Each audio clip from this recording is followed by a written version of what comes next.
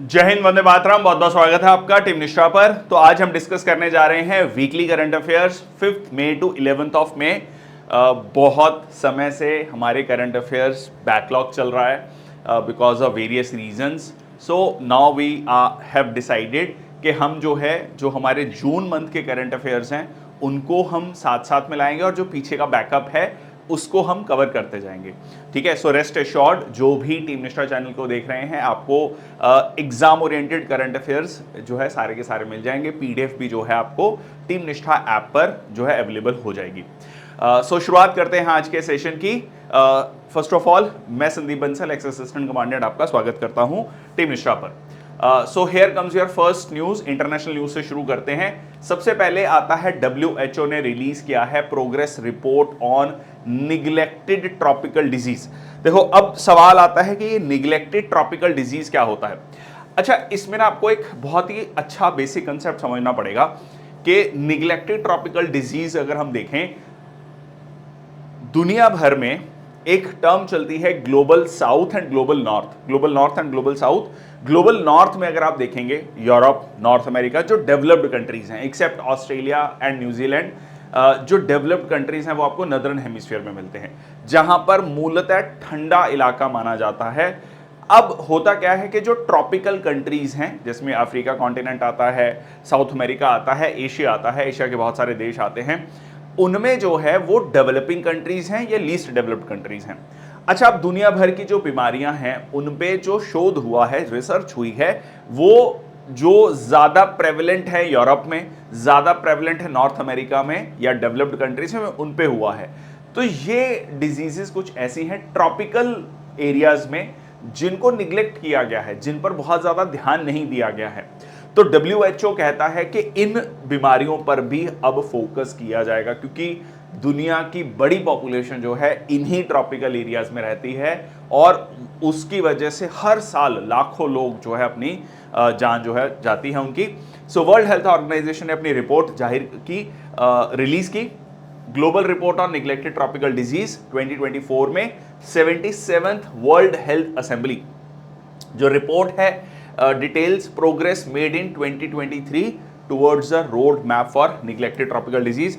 और इसमें एक डाटा दिया गया, इसमें यह कहा गया कि दिसंबर 2023 तक 50 कंट्रीज ऐसी हैं जिन्होंने कम से कम एक जो है जो निग्लेक्टेड ट्रॉपिकल डिजीज है उसको एलिमिनेट कर दिया है।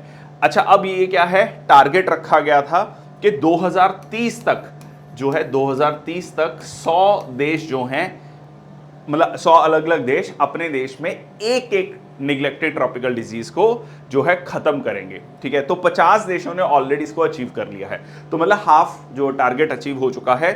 WHO ने कहा कि 5 ऐसे देश हैं for eliminating 1 entity each and 1 country for eliminating 2 entities. मतलब पर्टिकुलर एक साल की अगर हम बात करें तो इतने देशों ने इसको कम किया है। और इसमें इंपॉर्टेंट है कि इराक जो है वो 50th कंट्री बना जिसने at least 1 entity neglected tropical disease को जो है एलिमिनेट किया है। तो निग्लेक्टेड ट्रॉपिकल डिजीज, जैसे मैंने आपको पहले भी बताया, वो डिजीजेज हैं जो पूरेस्ट रीजन्स में आपको मिलती हैं, डेवलपिंग कंट्रीज में मिलती हैं। पानी का, साफ पानी का ना होना, सैनिटेशन का ना होना, रिसोर्सेज का ना होना, हेल्थ केयर का ना होना। ठीक है, उसके अलावा हर साल दुनिया भर में बिलियंस ऑफ डॉलर्स का नुकसान होता है। ठीक है, डायरेक्ट हेल्थ कॉस्ट है, लॉस ऑफ प्रोडक्टिविटी है। ऑब्वियसली जब ज्यादा लोग बीमार पड़ेंगे तो प्रोडक्टिविटी भी, देश की ओवरऑल देश की प्रोडक्टिविटी और पूरी दुनिया की प्रोडक्टिविटी कम होगी और इससे एजुकेशनल अटेनमेंट भी कम होगा। ठीक है जी, तो ये सारी की सारी प्रॉब्लम है। इसमें कौन कौन सी बीमारियां आती हैं, लेप्रोसी, स्केबीज, डेंगू, काला अजहर, ठीक है, यॉज, रेबीज, ठीक है, ट्रैकोमा, ये कुछ इंपॉर्टेंट डिजीजेज हैं जो निग्लेक्टेड ट्रॉपिकल डिजीज में काउंट की जाती हैं। आगे चलते हैं। India contribution to $5 lakh. ठीक है, $5 लाख हमने कॉन्ट्रीब्यूट किया। किस चीज में हमने कॉन्ट्रीब्यूट किया? United Nations counter terrorism trust fund. ठीक है जी, रुचिरा कंबोज, ठीक है जी, जो कि हैं हमारी ambassador to the United Nations या representative to the United Nations. उन्होंने इसके बारे में बताया कि हमने $5 लाख जो है United Nations counter terrorism fund में दिए हैं। ठीक है जी, तो ये जानकारी दी गई। एंड ये contribution brings India's total contribution to $2.55 million, ठीक है, aimed at strengthening the multilateral efforts against terrorism. भारत हमेशा से कहता आया है कि आतंकवाद का अगर डायरेक्ट कह लीजिए इम्पैक्ट किसी देश पर मतलब हुआ है या बहुत ज़्यादा हुआ है, उनमें भारत एक देश है, ठीक है जी। नेक्स्ट है India Ghana strengthen ties at 4th joint trade committee meeting, ठीक है जी। 4th joint trade committee meeting में इसके बारे में चर्चा की गई और दोनों देशों ने रिजॉल्व किया कि किस तरीके से ट्रेड और इन्वेस्टमेंट, घाना बहुत इंपॉर्टेंट देश है अफ्रीका में, और यहाँ पर जो खास बात निकल कर आई कि इंडिया का जो यूपीआई है, यूनिफाइड पेमेंट इंटरफेस है, घाना का interbank payments and settlement system है, उसको 6 महीने के अंदर अंदर जो है इंप्लीमेंट किया जाएगा, ठीक है। So agree to implement India's UPI on Ghana's interbank payment and settlement system within 6 months. They also explored the possibility of signing MoUs, समझौते की बात की गई, डिजिटल ट्रांसफॉर्मेशन सॉल्यूशन और लोकल करेंसी सेटलमेंट सिस्टम। देखो India हमेशा से बात चल रही है बहुत सारे देशों के साथ कि आप रुपी को एज अ करेंसी एक्सेप्ट करो, रुपी में ट्रेड करो हमारे साथ, ठीक है। ये बहुत सारे, क्योंकि हम अपनी डिपेंडेंस डॉलर पर कम करना चाहते हैं, जिसको कहा जाता है डी डॉलराइजेशन, ठीक है। डी डॉलराइजेशन भी इसे कहा जाता है। इसका मकसद क्या है? क्योंकि जो डॉलर्स में एप्रिसिएशन या डिप्रिसिएशन होती है या कह लीजिए जो फ्लक्चुएशंस हैं, उसका इंपैक्ट हमारे पर, हमारी लाइफ पर, एज एन कॉमन सिटीजन भी हमारी लाइफ पर ना पड़े, ठीक है। तो ये एक बहुत बड़ा इंपैक्ट है और यहां पर घाना के साथ हमने इस चीज को साइन किया है और यूपीआई का जो प्रचार प्रसार है वो यहां पर आपको देखने को मिल रहा है। नेक्स्ट है scientist discovered deepest blue hole in the world. तो यहां पर आप देख सकते हैं एक बहुत बड़ा होल है। देखिए जब हम लैंडफॉर्म्स की बात करते हैं तो एक बहुत इंपॉर्टेंट लैंडफॉर्म जो कि एग्जाम पॉइंट ऑफ व्यू सबसे ज्यादा इंपॉर्टेंट है, दैट इज कास्ट टोपोग्राफी, ठीक है। कास्ट टोपोग्राफी किसके कंटेक्स्ट में यूज किया जाता है? जब लाइमस्टोन या डोलोमाइट, ठीक है, जो वाटर सॉल्युबल रॉक्स हैं, उनमें जो है आपको कास्ट टोपोग्राफी देखने को मिलती है। तो यहां पर मैक्सिको में युकातान पेनिनसुला, ठीक है, यहां पर युकातान पेनिनसुला में आपको ये देखने को मिला है। So recent discovery in Mexico has revealed the deepest blue hole, जिसका नाम है तामजा, ठीक है, तामजा। सो ब्लू होल जो है लार्ज मेरीन कैवर्न्स हैं, सिंक होल्स हैं, formed in limestone and carbonate rock beds. Taam Ja का जो लिटरल मतलब है वो है deep water in the Mayan language, और ये कहां पर है आपका युकातान पेनिनसुला में, ठीक है। अगर आप नॉर्थ अमेरिका का मैप देखेंगे तो आपको एक जो है यहां पर युकातान पेनिनसुला मिलता है। मैक्सिको में आप देखेंगे युकातान पेनिनसुला है। इससे पहले जो है depth of Dragon Hole in China which was previously believe to be the world deepest, 987 feet की डेप्थ पे था, ये उससे भी ज़्यादा है। और ब्लू होल का मतलब है कि यहाँ पर डार्क ब्लू वाटर जो है इन पिट्स में भरा हुआ है। यहाँ पर आप बहुत क्लियरली इस चीज़ को देख सकते हैं, ठीक है। ये कहाँ पर है? मैक्सिको में है। नेक्स्ट है Ukraine unveils AI powered digital spokesperson for foreign ministry, ठीक है। फॉरेन, देखिए बहुत इंपॉर्टेंट चीज़ है, जो काम एक कह लीजिए इंडिया में इंडियन फॉरेन सर्विसेज के ऑफिसर, एक आईएफएस ऑफिसर या एक डिप्लोमेट करता है, सरकार के बारे में, सरकार की जो पॉलिसीज है उनके बारे में, विदेश नीति के बारे में जानकारी देता है, तो यहाँ पर जानकारी कौन देगा? एक एआई जो है, ठीक है, डिजिटल स्पोक्स पर्सन होगा। So introduced a virtual artificial intelligence representative named Victoria Shi, ठीक है, विक्टोरिया शी, और शी विल प्रोवाइड, ठीक है, या कह लीजिए इट विल प्रोवाइड, क्योंकि एक एआई है, ठीक है, एआई रिप्रेजेंटेटिव है on various matters including the ongoing conflict with Russia. So AI जो स्पोक्सपर्सन है वो किस पर मॉडल किया गया है?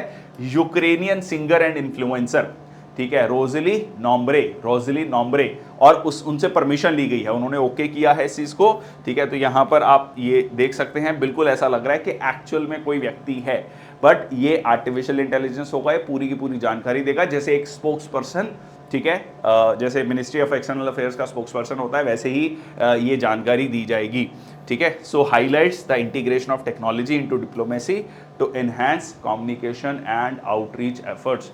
तो गवर्नमेंट ऑफिशियल लेवल पर देखिए, अभी तक हम ये देख रहे थे कि मीडिया चैनल्स जो हैं एआई एंकर्स को लेकर आ रहे हैं, यहां पर एक तरीके से मैं इसको एआई डिप्लोमेट भी कह सकते हैं हम, कि ये किसने लेके आया है, यूक्रेन की सरकार ने। ठीक है, नेक्स्ट है आपका India ranks 159 out of 176 countries on press freedom index. तो प्रेस फ्रीडम इंडेक्स में ये रिपोर्ट दी है रिपोर्टर्स विदाउट बॉर्डर्स। ठीक है, रिपोर्टर्स विदाउट बॉर्डर्स ने ये रिपोर्ट दी है। इसको लेकर अपने आप में एक चर्चा का विषय है, मैं क्रिटिसिज्म भी है। क्रिटिसिज्म क्या है वो बताऊंगा, पहले हम इसका रैंक देख लेते हैं। देखो, नॉर्वे सबसे ज़्यादा अच्छा है, मतलब वहाँ पर प्रेस फ्रीडम सबसे अच्छी है। ठीक है, देन आपका डेनमार्क, स्वीडन, जनरली जो यूरोप की कंट्रीज है, स्कैंडिनेवियन कंट्रीज हैं, नीदरलैंड्स। अब इंडिया का रैंक जो है 159 है। इंडिया का रैंक सुधरा है, मतलब इंडिया का रैंक जो है पिछले साल से इंप्रूव हुआ है। पहले था 161, अब हो गया है 159, बट ओवरऑल स्कोर जो है वो कम हुआ है। तो ये कैसे हो गया?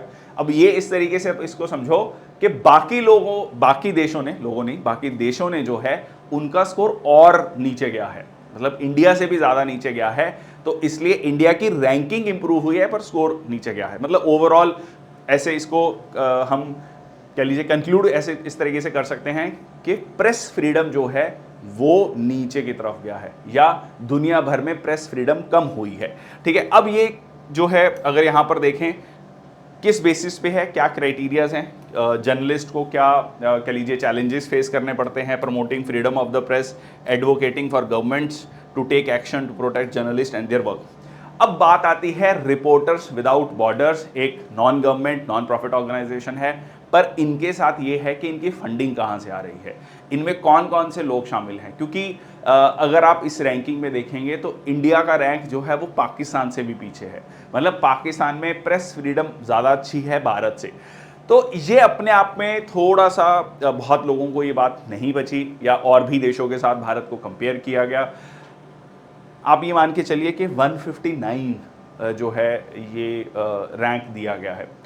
अब यहाँ पर बहुत सारे लोगों का, बहुत सारे एक्सपर्ट्स का ये कहना है कि जितने भी ये इंटरनेशनल इंस्टीट्यूशंस के द्वारा, ठीक है, ये रैंकिंग्स दी जाती हैं, इनका क्या बेसिस है, क्या क्राइटेरिया है, किस क्राइटेरिया में कैलकुलेशंस कैसे हुई हैं उनकी, और कौन कौन लोग उसमें इन्वॉल्व हैं, कौन कौन सी ऑर्गेनाइजेशंस हैं जो इस पर्टिकुलर ऑर्गेनाइजेशन को या जो ये रैंकिंग्स दे रही हैं उनको फंडिंग करते हैं। तो इन सारी चीज़ों को भी देखना चाहिए। ठीक है, तो इसका एक क्रिटिकल एनालिसिस भी मैं आपको इसके साथ दे रहा हूं। नेक्स्ट आता है India overtakes Japan to become the world's third largest solar power generator, ऐसी रिपोर्ट दी गई है। तो ये एक बहुत ही पॉजिटिव न्यूज़ है भारत के कंटेक्स्ट में कि इंडिया जो है third largest solar power generator हो गया है। एक डाटा के तहत आप इसको देखिए कि इंडिया का जो शेयर था सोलर पावर में 0.5% से बढ़कर 5.8% हो गया। मतलब अगर 100 यूनिट बिजली थी उसमें इंडिया का शेयर 0.5 था, अब जो है वो 5.8 यूनिट हो गया है। ठीक है, so India has overtaken Japan to become the world's third largest solar power generator in 2023, और ये रिपोर्ट दी है global electricity review 2024 global energy think tank Ember के द्वारा। ठीक है, और इसमें ये कहा गया है कि धीरे धीरे सोलर एनर्जी लगातार बढ़ती जा रही है। इंडिया में अगर आप इसका इम्पैक्ट देखेंगे, ये मतलब मल्टीपल टाइम्स जो है सोलर एनर्जी भारत में इसका कह लीजिए बढ़ा है। ठीक है, इंस्टॉल्ड कैपेसिटी बढ़ी है, मेगावाट में ओवरऑल भी कंसेप्ट बढ़ा है, और इसमें हमारा पंचामृत के गोल्स भी इंपॉर्टेंट हो जाते हैं। ठीक है, जिसमें हमने कहा है कि 500 गीगावाट की बिजली 2030 तक हमने जो है ग्रीन एनर्जी, रिन्यूएबल एनर्जी जो है एस्टैब्लिश करनी है, जो कि 50% ऑफ द टोटल एनर्जी का हिस्सा होगा। नेक्स्ट आता है Mumbai and Delhi among 50 wealthiest cities of the world, ऐसे हेनले एंड पार्टनर से ये रिपोर्ट दी है। इसमें सबसे ऊपर आता है न्यूयॉर्क, बे एरिया जो कि कैलिफोर्निया में है। ठीक है, कैलिफोर्निया वाला जो रीजन है, टोक्यो, सिंगापुर, तो यहाँ पर Mumbai and Delhi have been included in the top 50 of the world's wealthiest cities. अब मुंबई का जो रैंक है वो 24th है, दिल्ली का रैंक 37th है, और यहाँ पर जो है डिफाइन कैसे किया जाता है कि हाई नेट वर्थ इंडिविजुअल्स कितने हैं जिनके पास लिक्विड इन्वेस्टेबल वेल्थ है $1 मिलियन की। अब ये $1 मिलियन को अगर हम इंडियन रुपीस में कन्वर्ट करें, मान लो अगर 83 रुपीज का डॉलर है, ठीक है, $1 is equal to 83 rupees approximately जो एक्सचेंज रेट है, तो ये $1 मिलियन बन जाता है 8.3 करोड़ रुपीस। मतलब जिसके पास लिक्विड इन्वेस्टेबल वेल्थ है 8.3 करोड़ की, वो जो है मिलियनर कहलाएगा। ठीक है, मिनिमम इतनी वेल्थ हो। तो इसमें जो न्यूयॉर्क है वो वेल्दियस्ट सिटी है जिसमें 3,49,500 मिलियनर्स हैं। ठीक है, ये बहुत इंटरेस्टिंग है। ठीक है, जिनकी टोटल वेल्थ $3 ट्रिलियन की है न्यूयॉर्क सिटी में। इंडिया की टोटल जीडीपी 3.9 अप्रॉक्सीमेटली $4 ट्रिलियन। ठीक है, और यहाँ पर जो है देख सकते हैं आप, मुंबई में 58,800, दिल्ली में लगभग 30,700 लोग ऐसे हैं जिनकी वर्थ जो है 8.3 करोड़ से ज़्यादा है ऐसे। ठीक है जी, नेक्स्ट चलते हैं इंडिया न्यूज़ में। IIT Madras startup mind group launches India made micro controller chip. ठीक है जी, इंडिया आईआईटी मद्रास का स्टार्टअप है, इंक्यूबेटर है, इंक्यूबेशन है माइंड ग्रुप, जिन्होंने India made micro controller chip बनाई है। अब देखो इसमें खास बात क्या है, एक तो इंडिया मेड है, इसकी प्राइस ग्लोबल लेवल की माइक्रो कंट्रोलर चिप से काफ़ी कम है। ठीक है, again the idea here is कि जो ये टेक्नोलॉजी, हाई एंड टेक्नोलॉजी के प्रोडक्ट हैं वो भारत में बनाए जाए। So developed by Mind Group Technologies, Secure IoT is the first of high performance SoC, that is System on Chip made in India। देखो IoT होता है इंटरनेट ऑफ थिंग्स। जैसे कि एग्जांपल है इसका, प्रैक्टिकल एग्जांपल एलेक्सा, या आप mobile phone में आजकल गूगल में कुछ सर्च करते हैं तो आप सीधा बोल के सर्च करते हैं। So that picks your language और फिर उसको कन्वर्ट करता है और आपको सर्च का रिजल्ट देता है। एक छोटा सा एग्जांपल है उसका। ठीक है, so the chip integrates multiple electronic components into single unit, और एक मिनी कंप्यूटर की तरह ये माइक्रो कंट्रोलर चिप काम करती है। ठीक है, so secure IoT is expected to boost India self reliance. ठीक है, टेक्नोलॉजी सेक्टर में खासकर हमेशा से ये कहा जाता है कि हम हाई एंड प्रोडक्ट नहीं बनाते हैं, हम हाई एंड प्रोडक्ट इंपोर्ट करते हैं, और जो बहुत लो, मान लीजिए हम कहते हैं कि हमने इतने बिलियन डॉलर्स का मोबाइल फ़ोन एक्सपोर्ट किया, तो इसका जो क्रिटिसिज्म किया जाता है, जैसे फॉर्मर आरबीआई गवर्नर है रघुराम राजन, उन्होंने क्रिटिसिज्म किया कि आप वैल्यू चेन में देखिए कि जो हाई एंड प्रोडक्ट्स हैं जैसे माइक्रो कंट्रोलर चिप है, वो विदेशों से हम इंपोर्ट कर रहे हैं, हम बहुत कम वैल्यू एडिशन कर रहे हैं। ठीक है, और वो बहुत ज़्यादा टेक्नोलॉजी एंडेड नहीं है, बहुत हाई एंड टेक्नोलॉजी की चीज़ नहीं है। सो ये एक बहुत अच्छी न्यूज़ है कि हम हाई एंड टेक्नोलॉजी की चीज़ें भी भारत में अब जो है बनाएंगे। The chip is priced eight 30% lower than similar options and is the only commercially available SoC in India. ठीक है जी, सिस्टम ऑन चिप। नेक्स्ट आता है अजरक फ्रॉम कच्छ, जो है उसको मिला है GI tag, geographical information tag. तो यहाँ पर आप देखेंगे ये साड़ी जो है recently one of the functions में आलिया भट्ट के द्वारा भी पहनी गई थी। तो ये गुजरात की बहुत स्पेसिफिक साड़ी है, और office of controller general of patent design and trademark ने दिया है geographical indication certificate to traditional artisans of Gujarat, या कह लीजिए Kutch Ajrakh from the region of Kutch in Gujarat. ठीक है, सो ये हैंड ब्लॉक पेंटिंग प्रैक्टिस की जाती है अजरक पुर में। ठीक है, जो कि विलेज है कच्छ डिस्ट्रिक्ट में, और ये कहा जाता है कि लगभग 400 साल पहले ये शुरू हुआ था, जो सिंध के मुस्लिम से उनके द्वारा शुरू किया गया था। इवेंचुअली सिंध और कच्छ के रीजन में ये काफ़ी अच्छे से डेवलप हुआ। ठीक है, तो ये हैंड ब्लॉक पेंटिंग जो है प्रैक्टिस की जाती है कच्छ वाले रीजन में। नेक्स्ट आता है उत्तराखंड की सरकार ने एक प्रोग्राम लॉन्च किया, पिरुल लाओ पैसे पाओ campaign to combat forest fires. देखिए रिसेंटली हमने देखा किस तरीके से उत्तराखंड में फॉरेस्ट फायर्स की प्रॉब्लम बहुत ज़्यादा बढ़ चुकी है, और जिसमें हमारी आर्म्ड फोर्सेस भी इन्वॉल्व थी, वहाँ की स्टेट गवर्नमेंट इन्वॉल्व थी। सुप्रीम कोर्ट ने जो है इस पे बहुत ज़्यादा कह लीजिए फटकार लगाई सरकार को, राज्य सरकार को, बट स्टिल जो है इसको काबू करना फॉरेस्ट फायर को बहुत मुश्किल हो रहा था। और ऑब्वियसली इसकी वजह से नुकसान अगर हम देखें तो लोगों को उनके एम्प्लॉयमेंट अपॉर्चुनिटीज़ का नुकसान, ठीक है, उसके अलावा ग्लोबल वार्मिंग, क्लाइमेट चेंज, उसके अलावा हम कह सकते हैं जीव जंतु, बायोडाइवर्सिटी, बहुत सारे लॉसेस हैं। अब यहाँ पर एक प्रोग्राम लाया गया है, पिरुल लाओ पैसे पाओ। अब ये पिरुल क्या है? Pine trees, basically pine tree के लीव्स जो हैं, जो पत्ते हैं, ये बहुत जल्दी सूखते हैं, बहुत ड्राई होते हैं और बहुत जल्दी जो है आग पकड़ते हैं। तो इनको लाया जाए और इनको 1 किलो के हिसाब से सरकार क्या है पैसा देगी। तो इससे क्या होगा, जो सबसे ज़्यादा आग पकड़ने वाली चीज़ें हैं, जैसे पिरुल हो गया, या कहें तो पाइन ट्री के लीव्स हो गए, उनको 50 रुपये किलो के हिसाब से सरकार खरीदेगी। ठीक है। So express concern over fire which have killed 5 people also and इसकी वजह से like have destroyed the trees, medicinal plants, wild life, caused air pollution. ठीक है, तो यहाँ पर सरकार ने कहा कि आप ये पिरुल लाओ, ठीक है, पाइन ट्री के लीव्स लाओ और पैसा लेके जाओ। ठीक है, 50 रुपीज़ kg के हिसाब से। नेक्स्ट आता है इकोनॉमिक न्यूज़। इसमें आता है सबसे पहले जस्टिस संजय कुमार मिश्रा, उनको दिया गया है role as a president of GST appellate tribunal. ठीक है, goods and services tax appellate tribunal, जिसकी ओथ दिलाई खुद वित्त मंत्री जी ने, ठीक है, निर्मला सीतारमन, और administered the oath of integrity and secrecy to retired Justice Sanjay Kumar Mishra as the President of GST Appellate Tribunal in New Delhi. Justice Mishra's appointment signifies the appointment of operation for GS TAT. ठीक है, अब देखो यहाँ पर खास बात क्या है कि ये ट्राइब्यूनल का कंसेप्ट कहाँ पर दिया गया है। ठीक है जी, ये आप कमेंट सेक्शन बॉक्स में लिखेंगे। 42nd कॉन्स्टिट्यूशनल अमेंडमेंट एक्ट 1976 में जो है आर्टिकल 323A 323B में जो है इसके बारे में मेंशन किया गया। और मकसद क्या था, ट्राइब्यूनल्स में स्पेशलिस्ट लोग भी होंगे, जुडिशरी के लोग भी होंगे।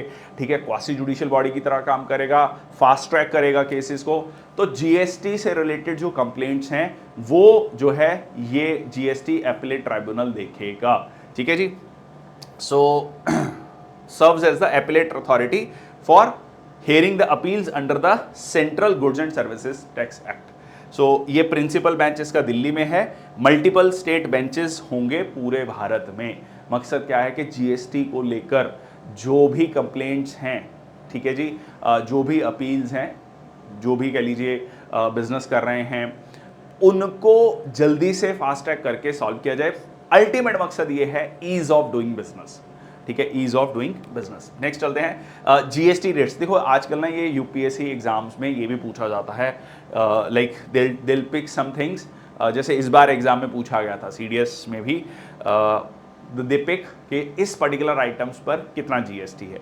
खासकर जो ये वाला चीज़ है, देखो cut and semi polish stones, ठीक है, पेट्रोल या जो कह लीजिए क्रूड ऑयल प्रोडक्ट्स हैं, उन पे आपका जीएसटी नहीं लगता है, उस पर स्टेट टैक्स लगाती है। ठीक है, अभी वो उसके दायरे से बाहर है। सिमिलरली एल्कोहल, ठीक है, hulled serial grain sanitary napkins, ठीक है, इस पर कोई टैक्स नहीं है। 5% में शुगर, स्पाइसेस, एडिबल। देखो कम टैक्स किस पे है, कम टैक्स है जो कि असेंशियल आइटम्स हैं, ठीक है, जो डेली यूज़ के आइटम्स हैं। अब बहुत सारे लोग कहते हैं कि अच्छा cut and semi polish stones ये तो बहुत लग्जरी आइटम्स है, इस पे 0.25% टैक्स क्यों है। इसका सिंपल सा मकसद ये है कि इनका जो वैल्यू टर्म्स है वो बहुत ज़्यादा होता है। ठीक है, तो इस पे 0.25% भी काफ़ी हो जाता है। अच्छा, अगर ऐसा सरकार इस पे बहुत ज़्यादा टैक्स लगा देगी तो फिर क्या होगा, इसकी स्मगलिंग होने लगेगी। और बहुत छोटी आइटम्स हैं, नहीं कहीं मतलब इसको पता लगाना बहुत मुश्किल होता है। तो सरकार चाहती है कि सारी चीज़ें फेयर हों, लोग ज़्यादा से ज़्यादा मतलब उनको इनकरेजमेंट मिले कि वो जितनी भी ट्रांजैक्शन करें related to cut and semi polish stones वो वाइट में हो। ठीक है, वो जो है पब्लिकली या गवर्नमेंट को शो करके हों। ठीक है, जो भी है सरकार को रेवेन्यू मिले और इस तरीके की जो स्मगलिंग है, तस्करी है, उसको एक डिस्करेजमेंट मिले। ठीक है, दैट इज द रीजन। अब 12% में कंप्यूटर मॉनिटर, स्पेक्टिकल्स, ठीक है, फिर आपका 18% में से सोप्स, हेयर ऑयल्स, ये सारी चीज़ें। और जो लग्जरी आइटम्स हैं, एसी, रेफ्रिजरेटर्स। अब आप कहेंगे अच्छा नहीं एसी रेफ्रिजरेटर तो आजकल अगेन असेंशियल आइटम्स है, इन पे जो है इतना टैक्स क्यों लगाया गया है, क्योंकि कहीं ना कहीं सरकार चाहती है कि इनको थोड़ा सा डिस्करेज किया जाए। ठीक है, आप जो है ये कहीं ना कहीं लग्जरी आज भी मेजॉरिटी ऑफ द पॉपुलेशन के लिए लग्जरी आइटम्स ही मानी जाती हैं। ओके, सो ये सर्विसेज है। सर्विसेज में like rental cab services, air travel, उसमें 5% है। बेसिक सर्विसेज फॉर प्रधानमंत्री जन धन योजना, ठीक है, अकाउंट्स, उसमें 0% है। ठीक है, अम्यूजमेंट पार्क, गो कार्टिंग, इसमें 28% रखा गया। आउटडोर कैटरिंग, थिएटर, ठीक है। तो इस तरीके से अलग अलग सर्विसेज पे अलग अलग जीएसटी है आपका। नेक्स्ट है आपका India rating raises sovereign GDP growth rate for financial year 25 to 7.1%। वैसे ये भी अपने आप में कम है, क्योंकि अभी जो जीडीपी ग्रोथ रेट आई है लास्ट ईयर की मार्च एंड तक, मतलब अप्रैल 2023 से मार्च 2024 तक, वो 8.2% थी। सारी एक्सपेक्टेशंस को मतलब कह लीजिए से आगे 8.2% इंडिया की जीडीपी ग्रोथ रेट रही, जो काफ़ी अच्छी मानी गई। इसीलिए आपने देखा होगा कि स्टॉक मार्केट में भी काफ़ी ज़्यादा जो है उसका उछाल या कह लीजिए देखा गया। जस्ट एक दिन जो 4 जून का जो रिजल्ट था उस दिन एकदम मार्केट क्रैश करी, बिकॉज रिजल्ट्स अनएक्सपेक्टेड थे, बट उसके बाद फिर जो है शूट अप करी।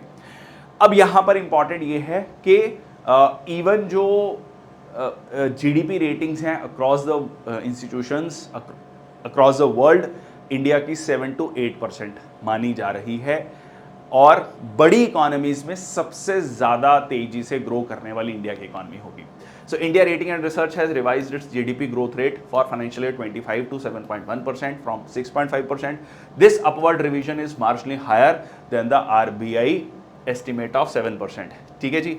सो ये एजेंसी एंटिसिपेट करता है कि प्राइवेट फाइनल कंजम्पशन जो है वो इम्प्रूव होगा भारत में। ठीक है, भारत में जो प्राइवेट कंजम्पशन है वो इम्प्रूव होगा, वो जीडीपी को आगे लेके जाएगा। नेक्स्ट है इंडिया के टॉय जो एक्सपोर्ट्स हैं वो कम हुए हैं, $152 मिलियन। तो ये अपने आप में अगेन ठीक है, क्योंकि इंडियन गवर्नमेंट का बहुत फोकस है टॉय मैन्युफैक्चरिंग पे, टॉय एक्सपोर्ट्स पर।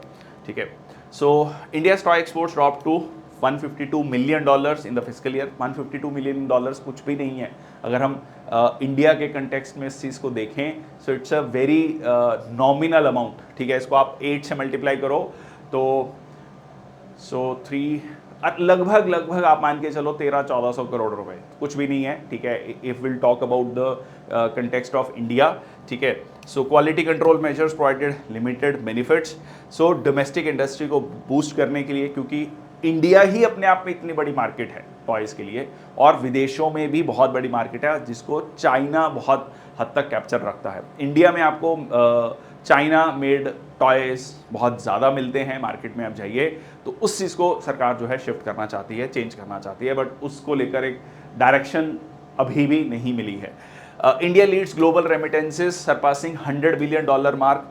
तो इंडिया में जो भारतीय मूल के लोग जो विदेशों में रह रहे हैं, काम कर रहे हैं, जॉब्स कर रहे हैं, उनके द्वारा जो रेमिटेंस, उनके द्वारा जो पैसा भेजा जाता है अपनी फैमिलीज़ को, वो इस साल सबसे ज़्यादा था। $100 बिलियन को पहली बार ऐसा हुआ है, $100 बिलियन को वो क्रॉस कर चुका है।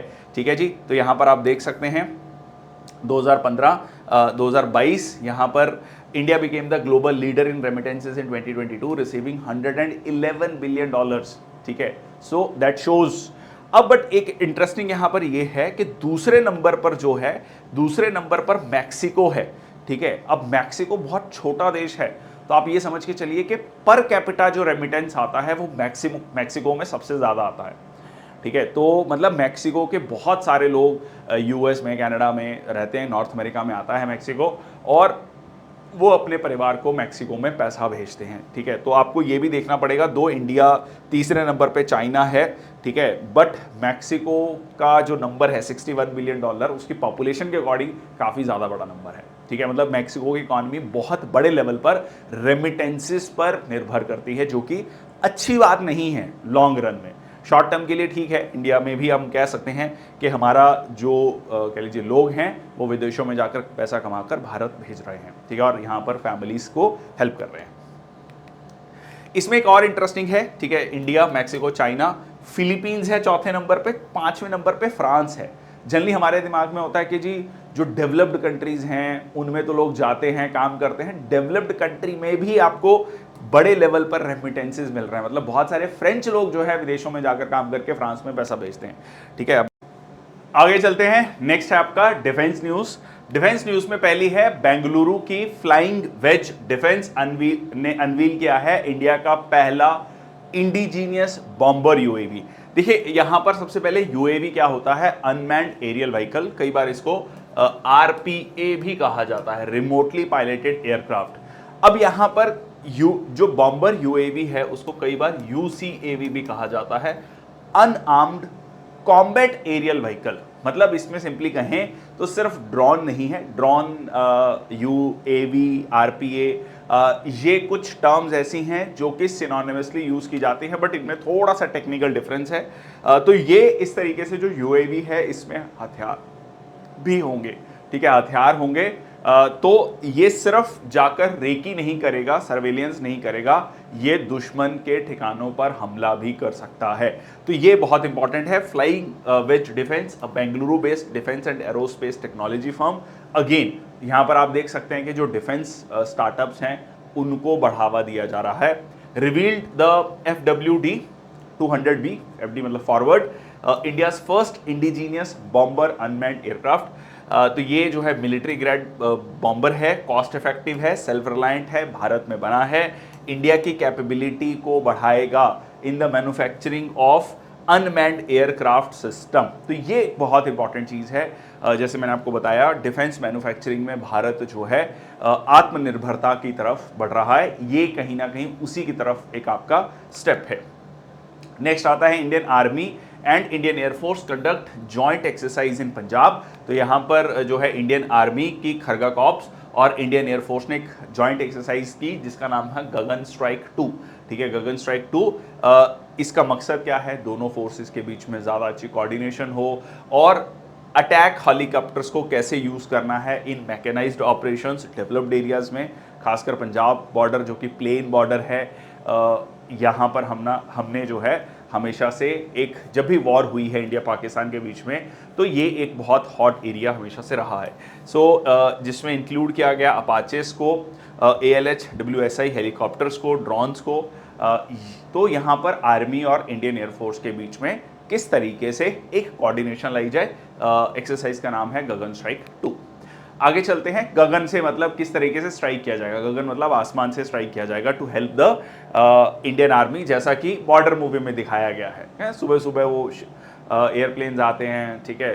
So you must have seen that movie, और उसमें किस तरीके से सनी देओल एंड जो है जैकी श्रॉफ के बीच में एक बहुत फेमस डायलॉग भी है, ठीक है, हम ही हम हैं तो क्या हम हैं, तुम ही तुम हो तो क्या तुम हो। चलिए, Indian air force conducts Bambi bucket operation to combat forest fires in Uttarakhand.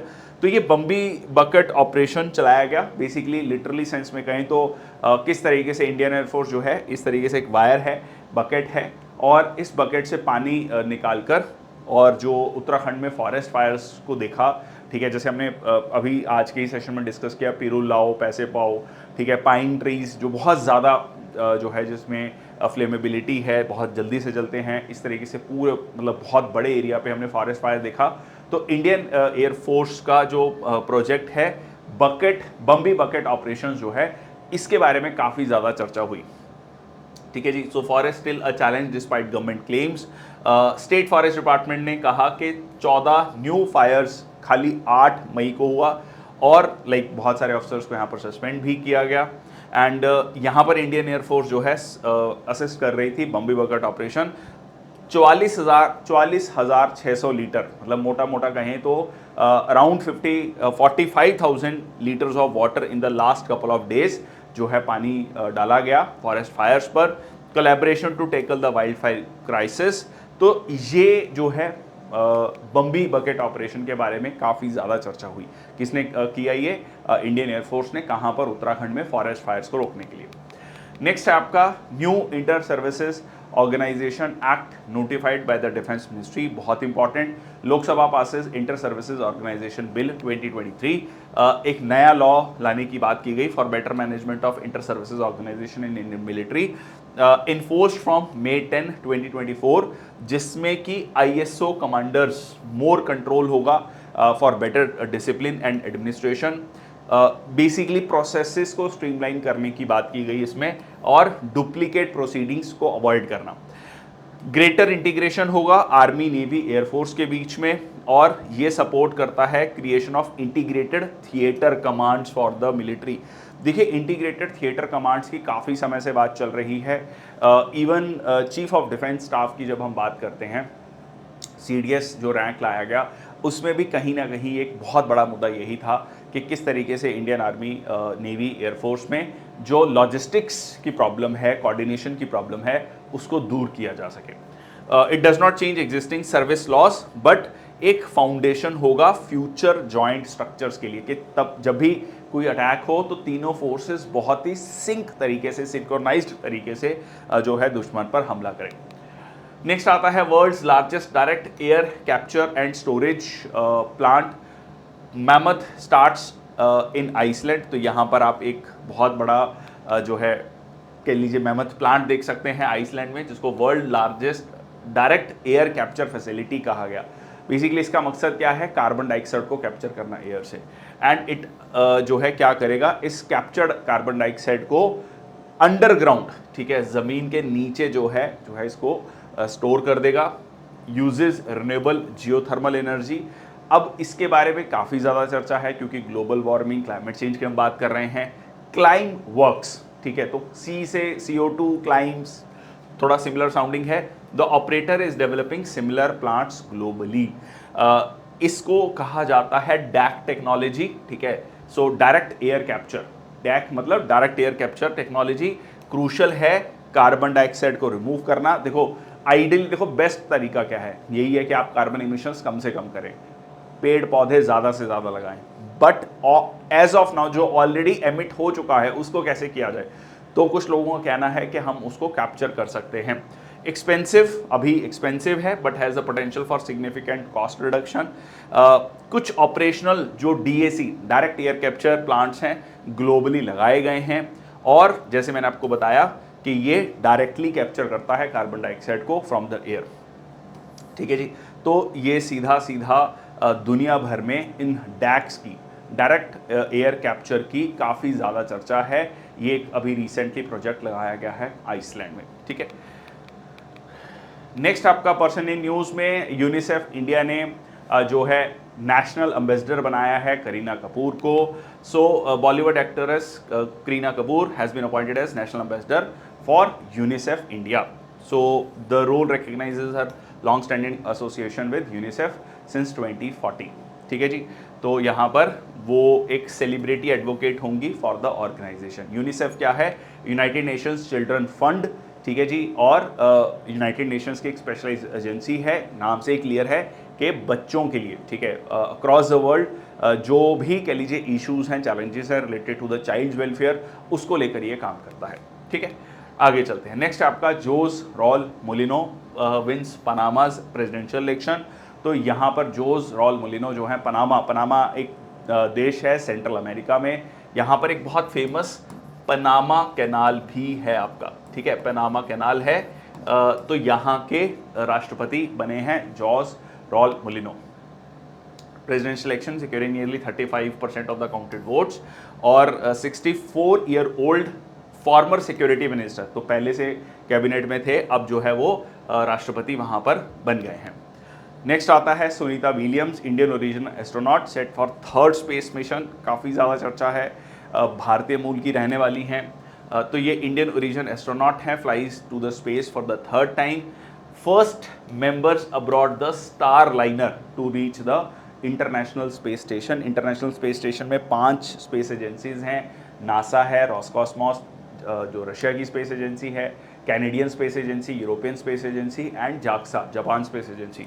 So pilot of the mission हैं जो सुनीता विलियम्स हैं, first women on such a mission for Boeing, ठीक है, पहला ऐसा मिशन है जिसमें वो पायलट बनने जा रही हैं। वेटरन एस्ट्रोनॉट हैं। इससे पहले के जो उनके स्पेस मिशन हैं वो आप देख सकते हैं, ये मतलब नंबर्स से सिग्निफाई किया जाता है। इससे पहले वो स्पेस ट्राइथलॉन कंप्लीट कर चुकी हैं 2012 में, रैन the Boston marathon from the space station 2007 में, ठीक है। तो ये उनके लिए एक बहुत बड़ी बात है, तीसरी बार जो है वो स्पेस में फ्लाई करेंगी, और इस बार जो है वो इस मिशन की पायलट भी हैं। नेक्स्ट आपका vice admiral Sanjay Bhalla takes helms as the chief of personnel of Indian army. सो vice admiral Sanjay Bhalla, Ati Vishisht Seva medal, so seasoned naval officer over 35 years distinguished service, assume the pivotal role of chief of personnel of Indian army. कुल मिला के आप इसको इस तरीके से HR head कह सकते हैं। So vice admiral Sanjay Bhalla so has assume the charge of chief of personnel of Indian navy, और वो कमीशन हुए थे इंडियन नेवी में 1 जनवरी 1989 को, ठीक है जी। सो आफ्टर उनका जो कोर्सेज हैं, कहाँ कहाँ उन्होंने सर्विस दी है, उसके बारे में यहाँ पर मेंशन किया गया है।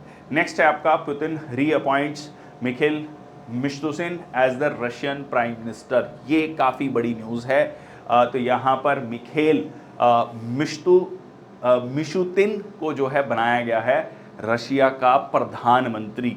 ठीक है जी, रशिया का प्रधानमंत्री, subject to the approval by the lower house of the parliament, जिसका नाम है स्टेट डूमा।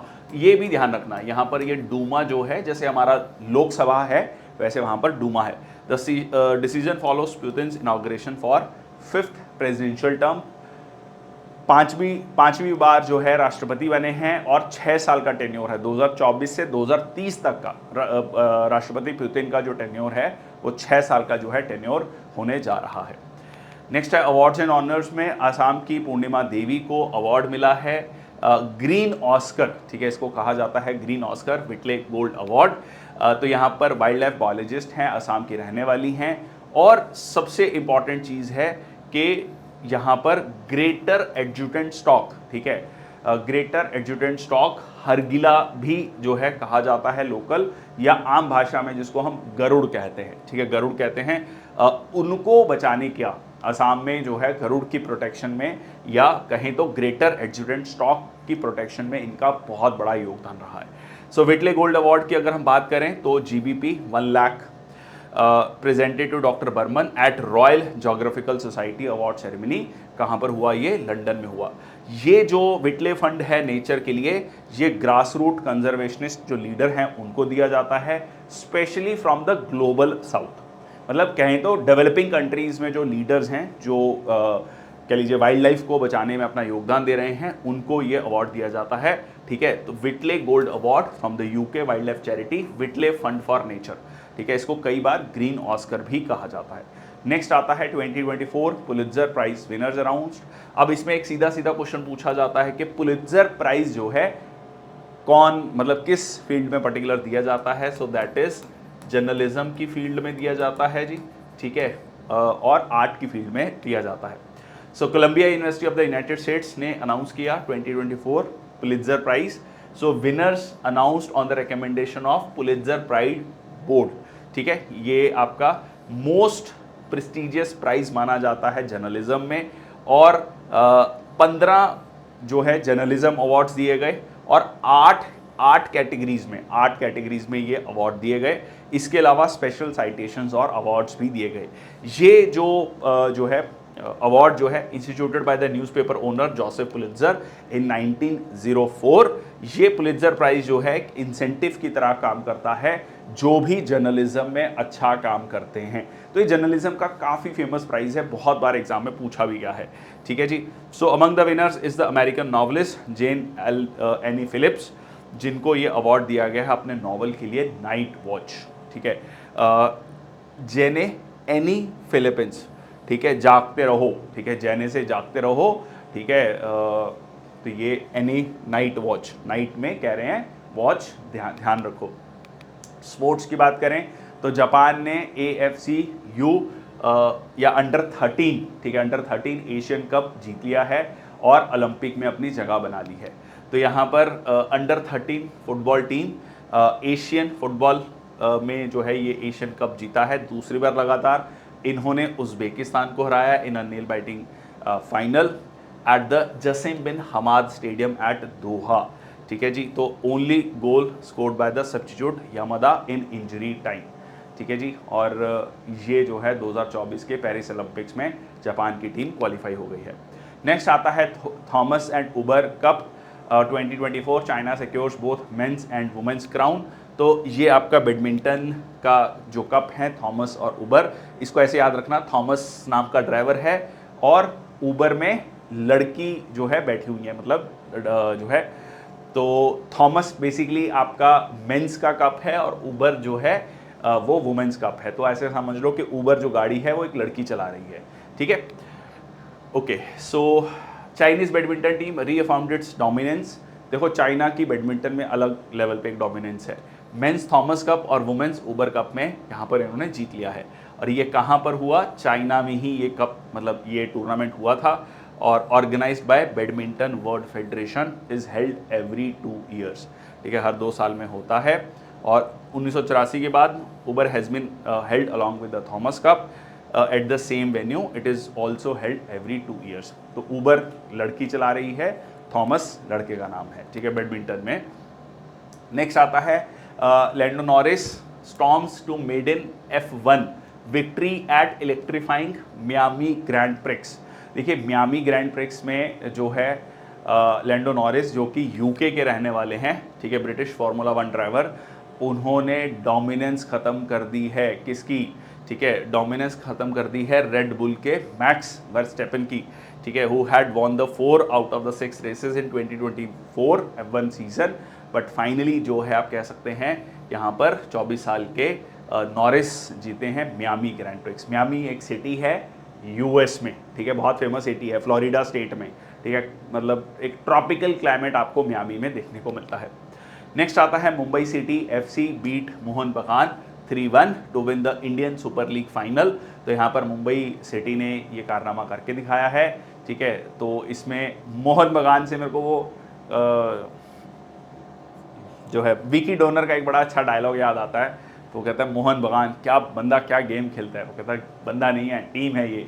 चलिए, so Mumbai city FC beat Mohun Bagan super giant 3-1 at Salt Lake stadium to emerge as Indian super league 2023 cup winners, ठीक है जी। तो इट इज़ इम्पॉर्टेंट कि football, badminton, hockey जो ये गेम्स हैं ये भी प्रमोट होनी चाहिए, ठीक है। ग्लोबल लेवल पर फुटबॉल अभी भी हम जो है उस लेवल पर नहीं खेल पा रहे हैं। The Islanders came from behind after the Jason Cummings landed the Mariners lead late at the first half. तो कुल मिला के मुंबई की जो टीम है उन्होंने जीत लिया और मोहन बगान की टीम को हरा दिया है। नेक्स्ट आपका Bangladesh set to host ICC women 2020 world cup in October 2024। तो आईसीसी वुमेन 2020 वर्ल्ड कप जो है कहाँ पर होने जा रहा है, कौन होस्ट करने जा रहा है, बांग्लादेश होस्ट करने जा रहा है। So international cricket council has revealed the fixtures for the 9th ICC women's 2020 world cup 2024। So it is to be held from 3rd to 20th October in Bangladesh. और वुमेन देखिए अभी आपका जो वर्ल्ड कप है मेंस 2020 वर्ल्ड कप है ये कहाँ पर हो रहा है, यूएस में हो रहा है, ठीक है जी, mainly. So US, Mexico, Canada, तो ये पहली बार नॉर्थ अमेरिका में हो रहा है। यहाँ पर वुमेन्स 2020 वर्ल्ड कप कहाँ पर होने जा रहा है, बांग्लादेश में। नेक्स्ट आपका Yuzvendra Chahal creates history to become the first Indian bowler जिसने 350 2020 विकेट्स ले ली हैं, ठीक है जी। So leg spinner from Rajasthan Royals continue to make 2020 cricket history. So he become the first Indian bowler to take 350 wickets in 2020 cricket. बहुत बड़ी बात है 2020 क्रिकेट में 350 विकेट्स लेना।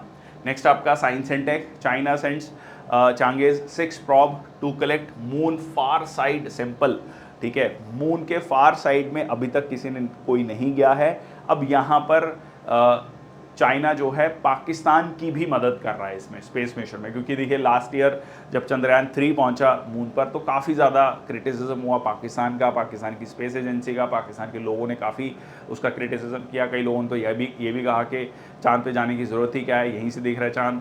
तो अब उसके बाद जो है कहीं ना कहीं एक प्रेशर भी है, तो पाकिस्तान भी अपनी सैटेलाइट जो है यहाँ पर भेज रहा है। China launch Chang'e 6 probe to collect samples from the far side of the moon. अगर ये सक्सेसफुल होता है तो China will be the first country to collect lunar samples from the moon's far side. अभी तक यूएसए और Soviet union ने collect किया है lunar sample, but from the near side. और इसमें खास बात और क्या है, देखिए मून का आपको जनरली एक ही हिस्सा नज़र आता है। उसका एक रीज़न क्या है, टाइडल लॉक, ठीक है, टाइडल लॉक। उसका मतलब ये है कि जो मून है उसका जो रेवोल्यूशन का टाइम है और जो है रोटेशन का जो टाइम है वो लगभग सेम है। मतलब जितने देर में वो घूमता है धरती के इर्द गिर्द उतने ही टाइम में वो अपने एक्सिस पे घूमता है, ठीक है। रोटेशन और रेवोल्यूशन का पीरियड लगभग सेम है, अराउंड 27 1/3 डेज। तो यहाँ पर उसको बोलते हैं टाइटली लॉक्ड होना। अब यहाँ पर दूसरी साइड में जो नहीं दिख रहा है उस साइड में भेजना। एंड यहाँ पर इंडिया जो है वो साउथ पोल के पास में गया था। So China was the first country to land on the moon's far side with Chang'e 4 probe 2019 में, but it did not bring back any samples. So India became the first country जो कि south pole पे पहुंचा था in the Chandrayaan 3 mission. Next आता है Setu unveils Sesame, India's first BFSI focused large language model, ठीक है जी। तो यहाँ पर सेतु क्या है, एक फिनटेक कंपनी है जिन्होंने अनवील किया है इंडिया का first LLM for large language model banking finance sector के लिए। बेसिकली बैंकिंग फाइनेंस सेक्टर के लिए, banking financial services and insurance के लिए ये डेवलप किया गया है सर्वम AI। कुल मिला के आपको बैंकिंग के लिए, फाइनेंशियल सर्विसेज के लिए, इंश्योरेंस के लिए एआई का इस्तेमाल किया जाएगा। आपकी प्रोफाइल को देखते हुए आपके लिए क्या फाइनेंशियल प्रोडक्ट सूटेबल होंगे वो यहां पर डेवलप करके देगा। जनरली अभी तक ये काम जो है फाइनेंशियल एक्सपर्ट्स कर रहे थे, अब जो है एआई कह लीजिए जो भी उसके पास डाटा अवेलेबल है उसके बेसिस पे आपको बेस्ट चीज़ें सजेस्ट करेगा। ठीक है, so like it will leverage India's digital infrastructure features like improved credit underwriting.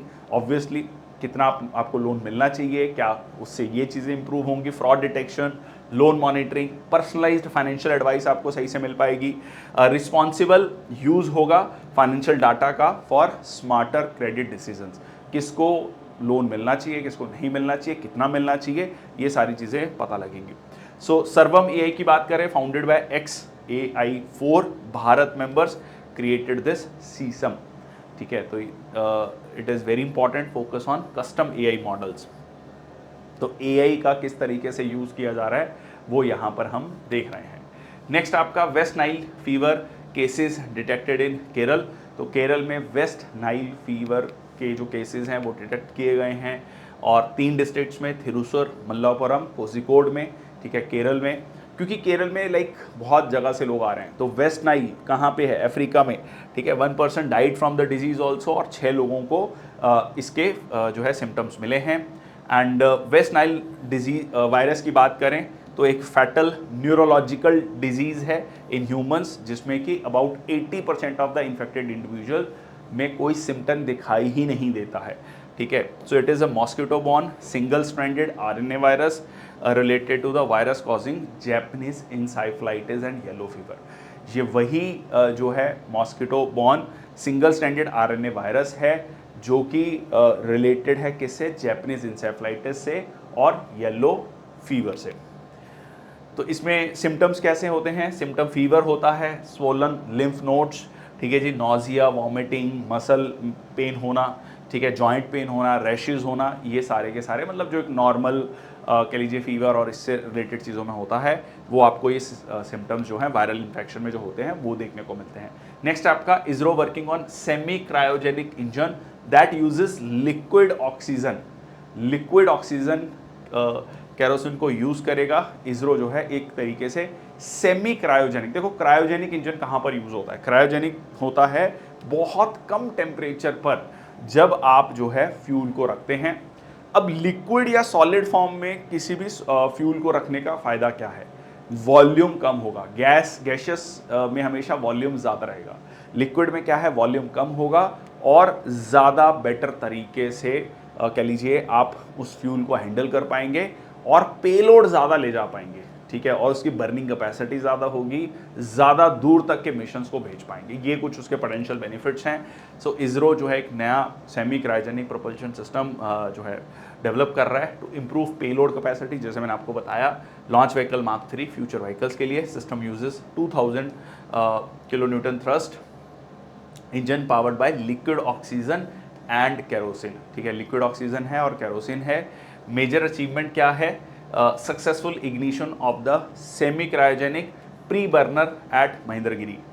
सो इसमें like unique fuel ampoule use करेगा, ट्राई इथाइलिन एल्यूमिनाइड और tri ethyl boron developed by Vikram Sarabhai space centre.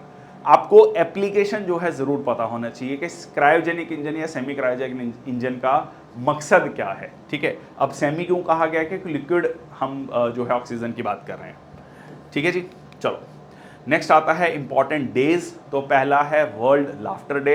A day without a laugh is a day wasted. बहुत अच्छा coat है world laughter day कि अगर कोई भी दिन ऐसा है जिसमें आप हंस नहीं रहे हैं तो वो एक दिन वेस्ट है। ठीक है, it is very important for all the things in life, for all the mess you have in the life, it is very important to laugh. ठीक है, it is very important to smile. So यहाँ पर जो है world laughter day हर साल मनाया जाता है फर्स्ट संडे ऑफ मे। इस साल वो 5 मई को था। लाफिंग आउट लाउड, तो LOL जब कई बार आप लिखते हैं, so the theme of unity take centre stage world laughter day in India in 2024। ठीक है जी, एक मतलब एक ऐसी चीज़ है जो सबको साथ में लाती है, respective of religion, race, caste, sex, place of birth, सब जो है साथ में आते हैं। ठीक है जी, and together in happiness camaraderie. So as Shakespeare famously said, laugh a lot, let those people wrinkles, let those happy wrinkles show, ठीक है। और जो जब आप हंसते हैं तो बहुत खुल के, तो जो रिंकल्स बनते हैं, ठीक है, वो हैप्पी रिंकल्स हैं और उनको दिखने दीजिए, ठीक है जी। नेक्स्ट आपका world asthma day, so first Tuesday in May, ठीक है, वो फर्स्ट संडे था, ये फर्स्ट ट्यूसडे है। And so world asthma day is annual event observed on the first Tuesday. तो इस तरीके से याद रख सकते हैं कि संडे के बाद जो है ट्यूसडे, हंस रहे हैं आप, ठीक है, इतना हंस रहे हैं कि सांस फूलने लगा, ठीक है। So aimed at raising global awareness about asthma, chronic respiratory condition जो कि inflammation and narrowing of the airways की वजह से होता है, symptoms like wheezing, coughing, chest tightness, shortness of the breath. World asthma day, इस बार का थीम क्या है? Asthma education empowers. अस्थमा के बारे में एजुकेशन होनी चाहिए, बट हमने इसको लाइटर नोट पे थोड़ा याद कर लिया है कि हंसते हंसते सांस फूलने लगे, asthma, world asthma day. Next आता है आपका वर्ल्ड थैलेसीमिया डे, ठीक है जी। और ब्लड बेसिकली आपका ये डिसऑर्डर है, ठीक है, thalassaemia. May 8 world thalassaemia day dedicated to awareness about the genetic disorder thalassaemia. So thalassaemia जो है बॉडी की एबिलिटी को इफेक्ट करता है to produce enough haemoglobin, crucial. तो हीमोग्लोबिन करता क्या है? हीमोग्लोबिन आपकी बॉडी में ऑक्सीजन को लेके जाता है, ठीक है, फाइनल टिश्यूज है वहाँ तक, carrying oxygen in the blood. So world thalassaemia day, empowering lives, embracing progress, ये इस बार का थीम है। इक्विटेबल एक्सेस होना चाहिए थैलेसीमिया ट्रीटमेंट का सबके लिए, ठीक है जी। BRO, बॉर्डर रोड ऑर्गेनाइजेशन, सीमा सड़क संगठन जो है 65th रेजिंग डे। और BRO, अगर आपको याद हो, रिसेंटली हमने ब्रो कैफेस के बारे में भी पढ़ा था, ठीक है, ब्रो कैफेस के बारे में भी पढ़ा था, और जिसमें कि जो बॉर्डर एरियाज हैं वहाँ तक कैसे जो है पहुँचाया जाए टूरिज्म को, लोगों को, इंफ्रास्ट्रक्चर को क्रिएट किया जाए। That was the idea behind it. And so BRO celebrated 65th raising day. So 1960 में स्टेब्लिश हुआ, is a road construction executive force that supports the Indian army. Notable projects क्या हैं? कंस्ट्रक्शन ऑफ सेला टनल, ठीक है, अभी recently सेला tunnel, देखो अरुणाचल प्रदेश बहुत important, ठीक है, स्ट्रेटेजिकली इंपॉर्टेंट है, जिसको हमेशा से चाइना कहता है कि साउथ तिब्बत है, पूरे के पूरे अरुणाचल प्रदेश को क्लेम करता है, ठीक है, ऑन बालीपारा चारद्वार तवांग रोड। उसके अलावा BRO set to commence the construction of 4.1 kilometre, ये भी बहुत इंपॉर्टेंट है, शिनकुन ला टनल, ठीक है, upon become the world's highest tunnel, ठीक है। इसका मकसद क्या है? इसका मकसद है कि जो लद्दाख का रीजन है, ठीक है, जो लद्दाख का रीजन है उसको कैसे कनेक्ट किया जाए थ्रू हिमाचल प्रदेश, ठीक है। लद्दाख की जो कनेक्टिविटी है थ्रू कश्मीर तो है ही, हम हिमाचल के थ्रू भी इसको कनेक्ट करना चाह रहे हैं, ठीक है जी। नेक्स्ट आता है नेशनल टेक्नोलॉजी डे 2024।